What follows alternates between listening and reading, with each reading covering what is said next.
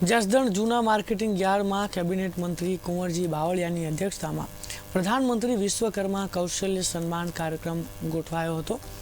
આ યોજનામાં જોડાવા માંગતા કારીગરોને ફોર્મ ભરી સ્થળ ઉપર જ તેમને ટૂલકિટ તેમજ કેન્દ્ર સરકાર દ્વારા આપવામાં આવતા લાભો વિશે માહિતગાર કરવામાં આવ્યા હતા। તો જસદણ જૂના માર્કેટિંગ યાર્ડ ખાતે સન્માન કાર્યક્રમ યોજાયો।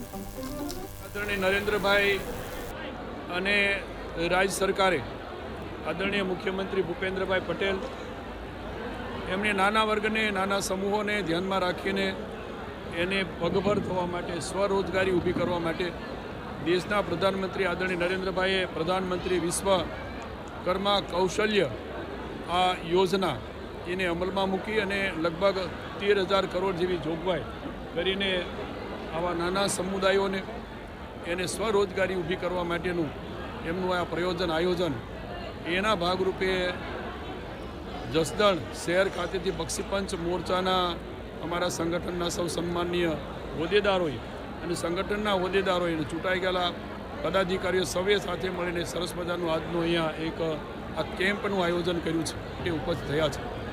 એમાં ખૂબ બહેનોની સંખ્યા પણ ખૂબ મોટા પ્રમાણમાં છે। આવતા દિવસોમાં આ વર્ગના લોકોને રજિસ્ટ્રેશન થશે એટલે 15,000ની ટૂલ કિટ